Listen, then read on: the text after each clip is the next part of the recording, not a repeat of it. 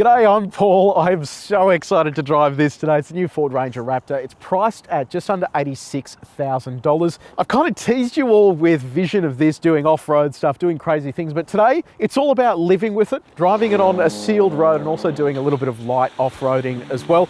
Now, it doesn't really have any competitors, but Nissan would like you to think that the Navara Pro 4X Warrior is a competitor and Toyota the Rugged X, which is going to be replaced with something that more directly competes with this. I'm excited to see what they come up with. Today we're going to do a detailed review of the new Ranger Raptor. So if you do want to skip ahead to other parts of this review, you can use the time codes on the screen, or if you're on YouTube, you can scroll down and use the chapters below. And if you haven't done so already, subscribe to our channel, press the bell icon. That way you'll get notified every time I have a snotty nose. Let's talk exterior. So you've got 8 external colours to pick from. All but white is going to cost you $675 extra. This colour here, Conquer Grey, is the same colour that I've ordered my Raptor in, which is just around the corner, and exciting stuff. Now down the front here, big Ford lettering there, so this is unique to Raptor. Look, I know it's a bit gaudy and all that sort of stuff, but I actually think it looks pretty cool. It's quite menacing in person there, and it really stands out nicely. Just on that front camera too, you've got a little washer there, so if you do some off-roading and it does get dirty, that'll blitz that for you. Down the bottom here, you have a set of rated recovery points, and then beneath here as well, you have a 2.3mm thick steel plate there to protect your engine. If you look under here, you've got little louvers there to open and close as cooling is required. This, of course, uses the EcoBoost V6 engine, so it's a meaty thing, and I'm keen to see whether this feels as quick on the road as it did off the road when we drove that. Now, this over here, Matrix LED headlights come standard. You get the daytime running light in that C-clamped shape up the top there. LED fog light down the bottom here too. What you'll notice down the bottom here is spacing here between the front bar and the body. That's so you can have independent flex as this car's driving fast or going off-road or stuff like that. And it means you're not damaging the body because they are separated there. Now, around the side here, actually, before we get to the side, have a look how wide this is. Now, you may think to yourself, this looks bigger than a standard Ranger. Well, you'd be right, because this is over 2 meters wide. So it is about 100mm wider than a standard Ranger, and you do notice that when you are parking it and stuff like that. It is big. In terms of height, it's over 1.9 meters tall as well. So there's a car park near my shopping centre that I can't get into with this because there was 1.9 restrictions. So keep that in mind as well. Yes, this has grown, and it's going to mean that you can't drive it in some places in the city. Come around to the side here. So this is unchanged from the previous generation of Ranger Raptor. So you've got a set of BF Goodrich KO2 tyres, 285mm wide on all 4 corners, 17-inch alloy wheel there as well. Brakes are unchanged as well. Now you'll notice here, this car doesn't have the beadlock capable rims, but I've ordered my car with the beadlocks. Why?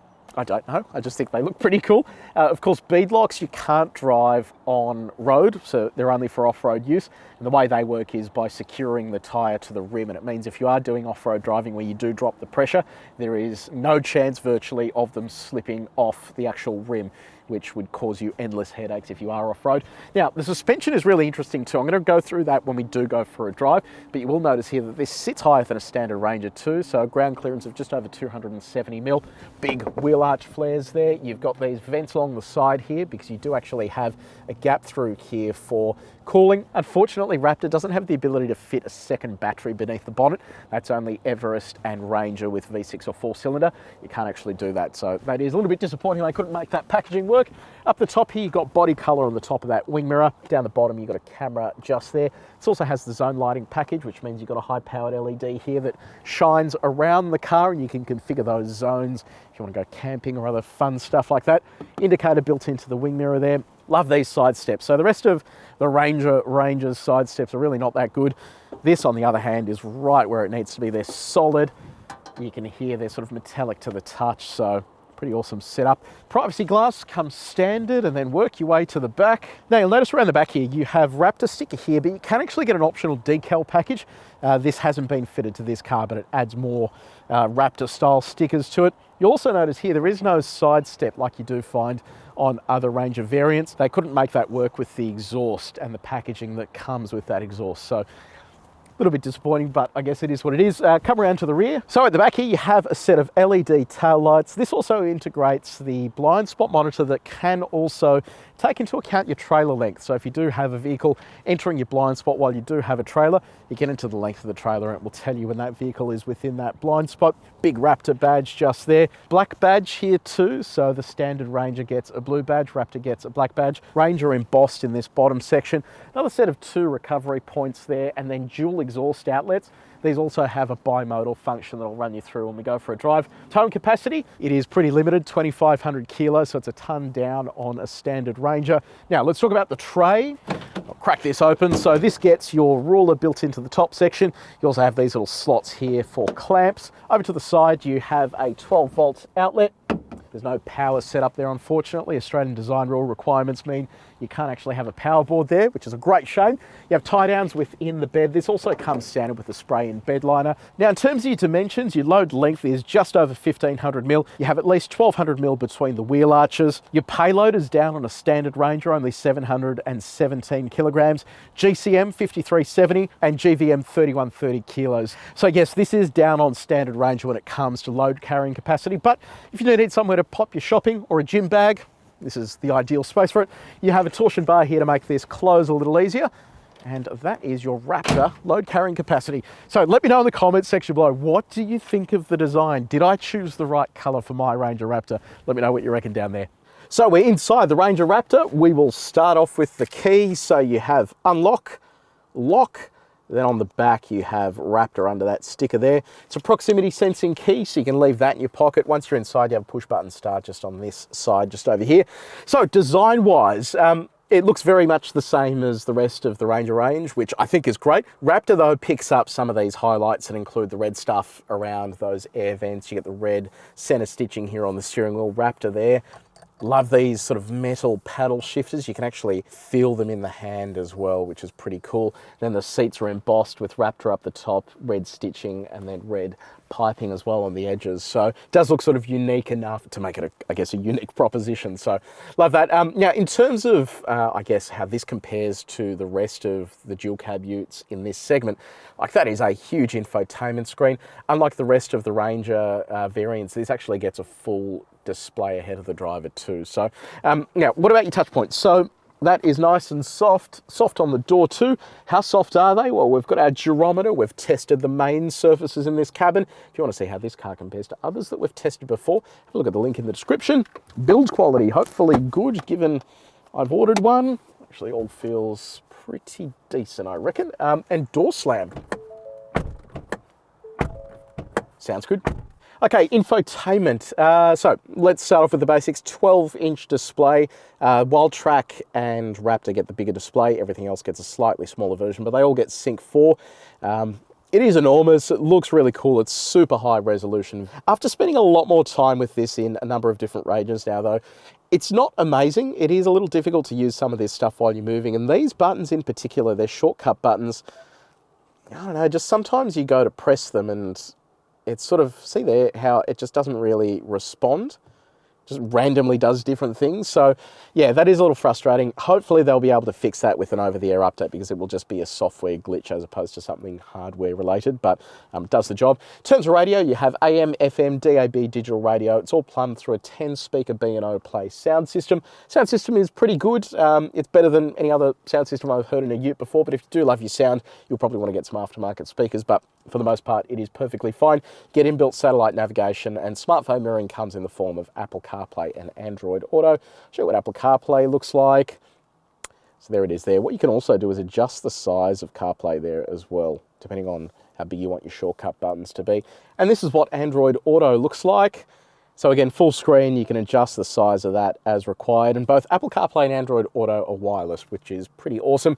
Now, ahead of the driver, I mentioned earlier, Raptor is the only one to get the big 12.3-inch display, and this looks so much better than what you get in the Wildtrak. So love the way this looks, really cool animations when it switches on, and definitely sort of adds that value to the car. Now let's talk about safety tech. So thankfully this time around, you don't compromise on any I guess, safety features. So you have autonomous emergency braking with pedestrian detection. You've got an auto-dimming rear vision mirror, blind spot monitor built into the wing mirror. You have a lane departure warning, lane keeping assistant. You have radar, cruise control, rear cross traffic alert. And then on the parking front, you have both front and rear parking sensors and a 360 camera. And I'll show you what that looks like. So there it is there. That is looking out the front. That's your 360 view. It's really not very good. That is because we just did some off-roading, and it's just like, yeah, the front has a washer on it, but the back doesn't. So just you have to get out and manually wash that. But you can select finite views there. So you've got your ultrasonic sensors. You also have a better view out the front there, which looks pretty good. And then your view out the back, which you can see is clearly covered in mud and all that sort of stuff. So yeah, good, but not amazing, I reckon. Let's talk about practicality, and we'll start off with your connectivity. So you've got a USB-C port, USB-A port, one USB-A port up the top here for a dash cam, and then a 12-volt outlet here in the center console. And then where are you going to store your phone? Well, phone can live down the bottom here. You've got a wireless phone charger. You've got plenty of places basically that you could put your phone. You have a chip holder up the front here. I showed you that when we did our Wildtrak review. You have a coffee cup holder that is good enough for any size coffee. And you can see a symbol down there for everything that this little hole supports. Fits my little cup perfectly. You've got teeth on the side there as well. Plus, in addition to that, Wildtrak and Raptor get your cup holders inside the dash as well. Strangely, they're just blank holes in other variants. Bottle also fits in there without any problems. And then in terms of the door, bottle fits inside the door. Let's try our big bottle. Yes, that fits in as well. No dramas there. Other storage, you've got a center console here with a little coin tray up the top. You have a glove box there that's reasonably sized. A little bit of storage here, plus that slot up the top and sunglasses holder up here. It's also where you're going to find your auxiliary switches too. If you want to run some other stuff off the car, you can activate those features up here. Now, before we get to comfort, I thought I should also mention that the Raptor comes standard with an integrated brake controller, which is excellent. It means you won't have to go faff around with anything. And then in terms of the rest of your comfort, you have dual zone automatic climate control, heated seats for your front row, seat adjustment, so it's electric. You can go forwards, backwards, backrest can go forwards, backwards. You can lift the front of the seat, the back of the seat, and then you have electric lumbar adjustment as well. The seats are fantastic. They are really comfortable. They hug you in nicely, and they're just great to sit in for a long distance drive. And then steering. You have both tilt and reach adjustment now, and then on our reach test, all of this stuff is easy to reach while you're driving. Now, before I hop into the back, let me show you what all this looks like. So under here, you have a couple of little storage slots. They're for storing your valuables, so no one can see them from the outside. Front of here, you've got little storage slots as well for a phone and bits and pieces. Up the back here is where you're going to find your jack, the subby for the B&O sound system, and also two top tether points. Let's clamber on in. Rev handles, what is leg room like? Not great. It's actually interesting. I feel like I have less legroom here than I did in the last Ranger that we drove. So you do have cutouts here, but maybe it is because this is a sports seat. I do have my seat pretty far back, but my driving position hasn't changed since the last Ranger that we drove. Tow room is okay. Headroom is not too bad. In terms of other creature comforts, you've got air vents here, USB-C port, a USB-A port, two map pockets, and then you have a center armrest. So you've got to lift up and pull down, two cup holders. Bottle fits in there without any dramas, and then bottle fits inside the door as well. And then you have two ISOFIX points that match those two top tether points. Now, what about our window test? Oh, not auto down or up, but it does go all the way down, so that is at least one good point. So we've just hit the road in the Raptor. I'm so excited to drive this because, you know, I've got one on order, and I really haven't had a chance to drive it outside of, you know, the off-road terrain and part of the development driving. So having a chance to now actually drive it on the road is, yeah, it's just exciting for me. So let's start from the top. So this obviously differs massively from the outgoing Raptor because instead of a 2-litre diesel, this now uses a 3-litre twin turbocharged V6 petrol engine. It is called the EcoBoost, and it produces just under 300 kilowatts of power and just under 600 Newton meters of torque. It is an absolutely ridiculous amount to be cramming through a ute, which I think is pretty unreal, especially when it's riding on those KO2s. Now, it's all mated to a 10-speed automatic transmission that has a bespoke calibration here specifically for the Raptor. And the interesting thing is you can drive it in terms of the mechanical modes. You have 2 high, 4A, which is 4 automatic, 4 high and 4 low. If you do drive it in 2 high, which I'll engage now briefly just for the sake of fun, and then you get stuck into the throttle, it will just start going sideways. So it means that if it is dry, you can drive it in 2-wheel drive to have some fun with it. And regardless of whether it's dry or wet, you can still sort of enjoy it by throwing it around in the wet. But yeah, it is just not a high traction zone on those tires, especially in 2-wheel drive. So I'm going to leave that in 4-wheel drive auto. And on top of that as well, when we shot our XLT V6 video, actually demonstrated the difference there between the 2 high and the 4A modes. And you can have a look at that on the screen now. Now, what does it all feel like behind the wheel? If I get stuck into it here in 4A, pins you beautifully back into the seat. You get a stack of exhaust note as well, because this now has a bimodal exhaust. The exhaust has 4 different settings that you can run through. So you can go from quiet, which is what the car starts in, to normal, to sport, and to Baja, which is the loudest mode. And in Baja, it actually tells you that you need to consult the owner's manual and that it's for off-road use only, because it's going to piss your neighbours off. Steering as well, you can adjust between normal, comfort and sport. And then in addition to that, you can adjust the suspension between normal, sport and off-road. And I'll run you through what the key differences are between those in a sec. Okay, let's talk about something just a little bit funny, and that is fuel consumption, because Ford claims that it uses a little under 12 litres per 100 Ks. I am currently sitting on 24 litres per 100 Ks, but I do have some explaining to do. When I picked this up, I was somewhat addicted to the exhaust sound, so I was driving it like an idiot. Then we did some highway driving to get here to the track, and today we filmed a drag race, which, if it's live, you can click up there to watch that. We've done a whole bunch of other silly driving as well, and as a result of that, it's quite high. When I wasn't driving silly though, I was sitting on around 14 litres per 100 Ks, so still well and truly above the figure Ford claims. So please do keep that in mind. If you're buying this thinking that it should be okay, it is going to use a fair bit of fuel, so don't be too shocked when that happens. It's also worth pointing out on fuel as well that this will run at peak power and torque when it's fed with 98 RON fuel. So you can run it on 91 if you want, but it won't achieve the outputs that it can when it is running the top quality 98 RON fuel. Now let's, if you sort of look beyond the mechanical drive modes, let's talk about your actual drive modes. So you've got normal, sport, slippery, mud ruts, sand, Baja, rock crawl, a little bit of everything there. So I'm going to pop this into sport mode, go for a little fang around our circuit. Of course, it has just started raining, so even though it is slightly damp, this is holding on impressively well, and it sounds unreal when you get up it.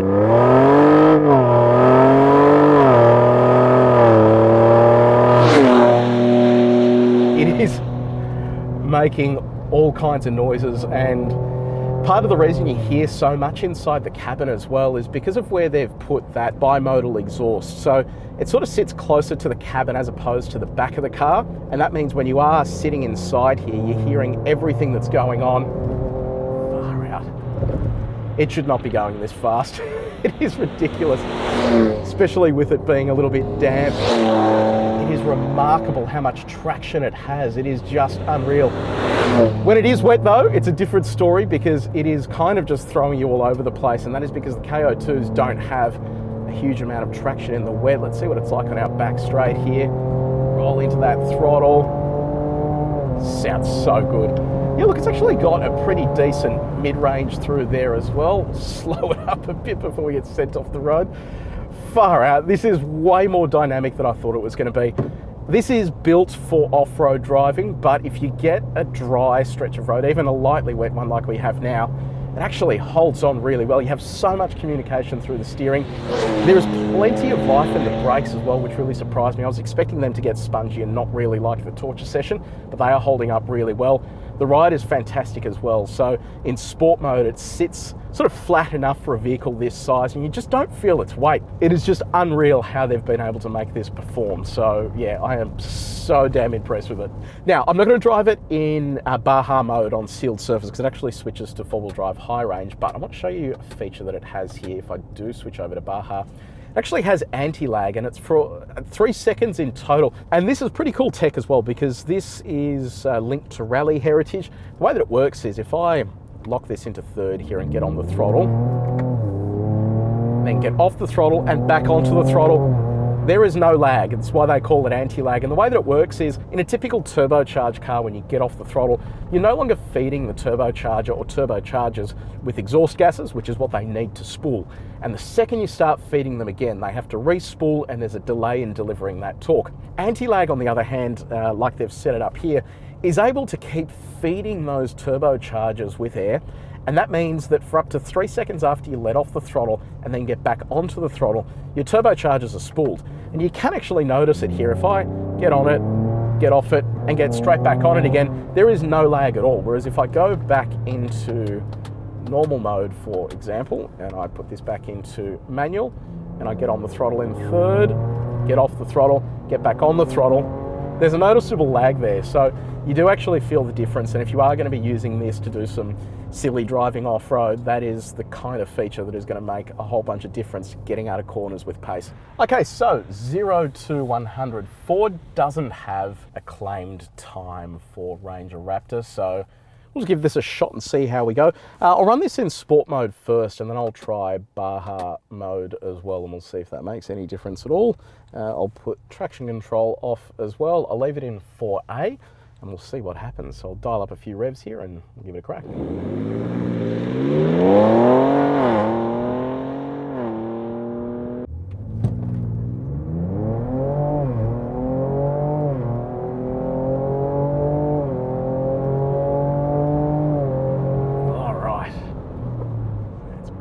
So I actually went to 120 because I want to see what that sort of overtaking zone is like. Oh, nice. 5.9 seconds, 0 to 100, which is pretty awesome. So sub 6 second for Ranger Raptor, which I love. Let's have a look at our 80 to 120, 3.9 seconds as well. So it's got a decent mid-range too. So really impressed with that. They've really sort of engineered that nice sort of takeoff, especially here when it is a little bit damp. Okay, let's give this one more crack. I'll pop this into Baja mode. So in Baja mode, it switches from 4A to 4 high. So that means it is basically locking this into four-wheel drive mode, sending 50% of torque to the front, 50% to the rear. See if it makes any difference here for our 0 to 100. Here we go.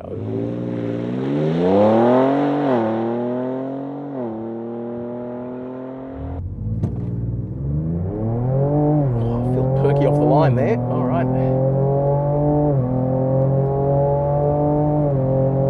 All right. Let's pull that up. Oh, nice. 5.8 seconds. That is pretty good. I reckon there's probably a little bit more in that as well. I think you'd be able to get this down to 5.7 with a little bit more effort. So really impressed with that. We'll see what our 80 to 120 was. 3.8 seconds. So yeah, pretty impressed with that. Okay, time for arguably the most important test, which is how fast it'll go in reverse. So pop that into reverse. I've got it in sport mode. Let's see what happens.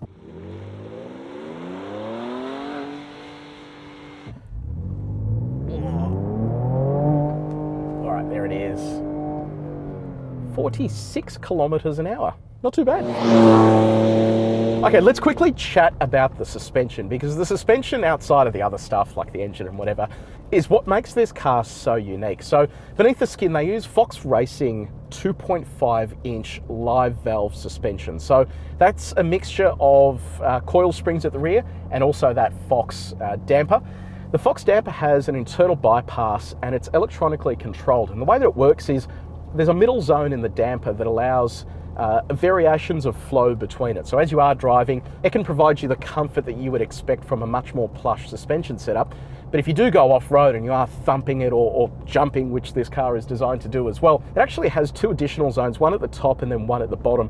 When your damper goes into that top or bottom zone, it's able to restrict the flow. And that's important because if you do get this in a point where you hit a spoon drain or something and there's a sudden massive compression, if it was to be soft throughout the entire travel, you hit the bump stops and you would fly out of that spoon drain like there's no tomorrow. This, on the other hand, will make that entire process progressive. And because it's electronically controlled, they've been able to be really clever with it. So when it is in the comfort mode, if you do stand on the throttle, just like a G63, it wants to lift the front end. And That's not really something that you want if you are driving off-road at pace across a Baja track or something like that. You really want it to be composed. So the way that they've engineered it is that if it detects that sudden lift due to acceleration, they can rein in that by adjusting how much flow you get through the damper. So it is just incredible suspension technology. This alone is worth its weight in gold, and it is what makes this car so unique and drives so uniquely as well. It really just makes this feel totally different to any other ute on the market. Okay, so with this fancy suspension, let's dial this up to 130 for our sine waves, and we'll see what it feels like across those. Oh, that is really good. That is really, really good. So look, that suspension makes a world of difference, because when we have driven over that in Ranger utes with leaf spring suspension, you do notice the difference there with this live valve setup. Really just keeps it nice and flat, and especially as you transition through those different suspension modes. Worth calling out as well with the suspension, this actually uses a different EPAS, so electrically assisted steering rack, to the standard Ranger. And they had to do that because of the type of driving that you'll be able to achieve in this car. In the previous gen of Ranger Raptor, it shared a steering rack, and the steering was potentially one of its weak points, whereas here the steering feel rather is really strong, and it kind of just adds to the dynamic character of the car. Now, just on the weight of the car, weighs just under 2,500 kilos. It is enormous. It is slightly heavier than the V6 Wildtrak as an example. So yeah, it is worth keeping that in mind. Equally, turning circle, not great either. It's 13 meters, which is kind of big, so driving it in and around the city could be a little bit tricky. And what's your visibility like? So it's interesting, this car is wider than a standard Ranger, so as a result of that, it does feel bigger out on the road, and I love that you can see those air vents on the bonnet there, but visibility is great down the front there. The wing mirrors are huge, visibility out the back is good, and you have that excellent 360 camera for parking in and around other people. Now, what's noise like? Obviously, we've spoken about exhaust noise, but what is tyre noise like and road noise? There is a fair bit of tyre noise that comes into the cabin. As far as I can tell as well, they've removed the active noise cancellation. And that means that you are getting that all-terrain tyre noise that infiltrates the cabin when you're doing 100 k's an hour or more. So yeah, a little bit disappointing. It's not the end of the world, but it is pretty droney in here, and you do notice that tyre noise at times. Okay, time to do some light off-roading, and I'm going to place a lot of emphasis here on light, because it has bucketed down today and it is so muddy out here. I'm looking forward to watching someone do some extreme off-roading in this, and maybe the 4x4 24/7 guys will do that, but today it is all about light off-roading, running through all the basics. Now, in terms of the specs, so you've got two-wheel drive high range, four-wheel drive automatic, four-wheel drive high range, four-wheel drive low range. Not only do you have a rear diff lock, you also have a front diff lock as well. You've got a stack of different drive modes in addition to crawl control, which will allow you to vary the speed from like just under 1 kilometre an hour all the way up to something like 30 k's an hour. So we'll test that later on, and it basically then gets you through all the different terrain. And in terms of your approach and departure angles, you have a 32-degree approach angle, so that's the angle of the face you can approach before you hit anything, and a 27-degree departure angle. Keeping in mind that is reduced if you do add a tow bar. And I mentioned earlier, ground clearance of just over 270 millimetres. Now, if you do want to get a better understanding of how to use all this stuff, have a look at this video that we shot previously that goes through four-wheel drive controls, why it's important to not use four-wheel drive high range on sealed surfaces. Let's get started. So I'm going to start off in two-wheel drive high range. I know that seems a bit silly, but the purpose of that is to see how well the traction control system works on our offset mogul and what our wheel articulation is like. We're going to get it into a position here where we have that rear wheel lifted off the ground, and then we're going to force the traction control system to do its best there. So you can see the articulation is not too bad. It seems about the same as a regular Ranger. It is. Oh, that is impressive. It got over that without any dramas at all. I'll drop it down on this other end. Far out. That is really good. So that is traction control systems doing a great job at just feeding the car out of the situation that it's in. Now, it is so muddy here, so I'm going to switch stability control off just to make sure I can get out of this. And I'll just give it a little bit of throttle.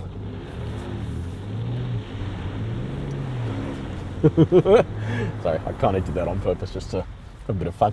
Okay, let's go back again. This time I'm going to put it into four-wheel drive high range, and we're going to see how it goes with our offset mogul in reverse. In reverse, it's a little bit harder, so I want to see, I think it was with the XLT Ranger that we drove here, I had to lock the rear diff to get it over because it just kept slipping sideways. So popped this into four-wheel drive high range. I'll actually go to mud mode as well. So it has a mode here specifically for mud. And what that's going to do is basically tailor the stability control. Oh, now I forgot to mention as well, so I've engaged this screen here, not only to disable the parking sensors, but this is our off-road display. So we can see what's going on with the car. That shows you whether your rear diff's locked and also whether you have hill descent control locked or the front diff locked as well. So let's give this another shot here. Oh my God, it is so muddy here. All right, so four-wheel drive, high range. Let's see how it goes, just with some light throttle here. So we're gonna get it crossed up here, so we have two wheels off the ground.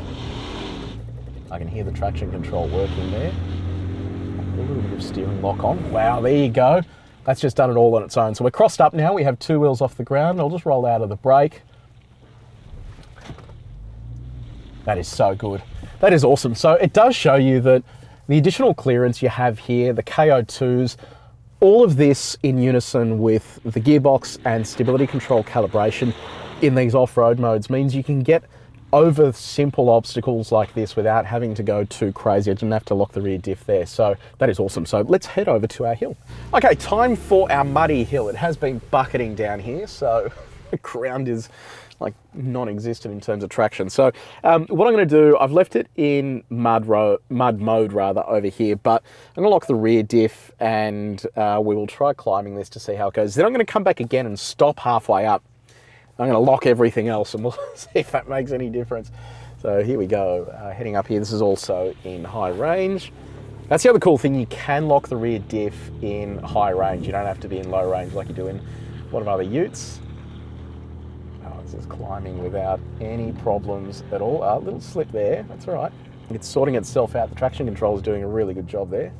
And it starts raining. Mud bog up the top, so I'm just gonna send it through that. I do love this camera, by the way, because as you crest, you can see everything that's going on there, and it means that I can see what condition this is in before I jump into it, which is pretty awesome. Okay, let's try our hill descent control. So this actually has a feature called crawl control. So it allows you to do ascent and descent. It really just sort of caters for the novice. So you flick that on, it says trail control enable, use set to set speed. So that is this function just here. You can see down the bottom there, it is telling me what speed it's gonna set. So all I do now is just roll out of the brake and I can feel it accelerating there to 4 k's an hour. As we come down our descent here, look at that, piece of cake. That is really damn impressive. So easy to use as well, I love that. Okay, I've got our other mud bog here. Let's kill that for a second. I'm gonna send it through here. This car is so much fun.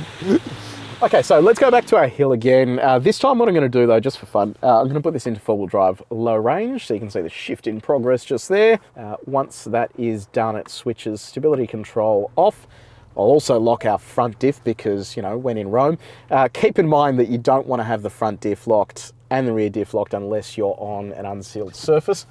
And it also massively increases your turning radius because you're changing, well, effectively you're forcing your outside wheel to turn at the same rotational speed as the inside wheel, and that just causes it to push wide. So I'm gonna go halfway up here, stop, and then just see if we can get all the way up. So let's see how we go. So this was the section it was scrabbling at before, so I'll stop there. It has a hill hold, so I can roll out of the brake and onto the throttle. This is so simple. Wow. It literally just crawls up that. I'm not even joking, it has been bucketing down and the ground is so soft here, but that was no dramas at all. So really, really impressed with that. As the rain starts properly falling, let's give our rocks a crack. Keen to see how this feels because this has different suspension to all the other cars we've driven here before. What I've done is kept this in low range, and I've mentioned this in other videos. I ride the brake with the throttle just to control speed over it. I did actually see a video of the Bronco Raptor doing this exact thing, but I won't do it because I'll probably destroy the car. But it was going over these rocks at a decent pace, and you know, I feel like the suspension could probably handle it. It is so cool. It is so comfortable over this. You barely even feel like you're driving over rocks. Throttle control's excellent despite it being a petrol. I don't know. I'm really finding it hard to fault this thing. Now, time to attack our water crossing. It is very high today, so I'll be interested to see how it goes. And to get there, we're gonna go through our bog just here. Now this has an 850 mil wading depth, so it is much bigger than, oh, slightly bigger than the standard Ranger, and it should see you get through this sort of stuff without any dramas. What are we at? We're just under 700 mil today, so let's see how it goes. Hopefully it doesn't stop. Fingers crossed. Oh, that feels nice and deep. Doesn't look deep on video, but when you hear water lapping around you, it is deep. All right, I'll climb out of here. We'll see what this feels like. Yeah, no dramas at all. I mean, what can I tell you? I was expecting this to be good off-road, but it is just next level. And I know I've said this before, this is not a hard off-road course, but I think if someone actually did jump behind the wheel of this to go proper off-roading, this thing would be an absolute beast. It has all of the hardware that you need to actually go do an off-road Baja style safari. So the Ranger Raptor, this is probably the most fun I've had behind the wheel of a car this year, and I've driven a stack of cars this year. It is such a smile maker. It makes this awesome sound. It is just so much fun to drive. It's very comfortable. It's a sporty car. It does great off-road. You can have fun with it in two-wheel drive. It is just really impossible for me to fault. You can fault it on things like the towing capacity and the payload, but that's all by design. And obviously if you need that stuff, you're not going to buy this. And look, fuel economy is not great either, but again, if you do need fuel economy, you'll go for a V6 diesel or even the 4-cylinder if you need it. This is head and shoulders above every other unit in this segment in terms of dynamic engagement and the breadth of talent that it actually has. Now, before you all think that I'm being paid to say this, I'm buying this with my own money. Ford isn't doing any sweetheart deal for me because I'm a journalist. And fun fact, there's actually 3 other journalists that have bought one as well. And I think that is a good indication of just how impressive this thing is. So let me know what you reckon in the comments section below. Do you like this thing as much as I do? Have you got one on order? When is yours coming? I'm keen to hear what you think. Let me know in the comments down there. If you did enjoy this video, please make sure you like it. Please make sure you share it with your mates. And if you haven't done so already, subscribe to our channel and press the bell icon. But until next time, take it easy.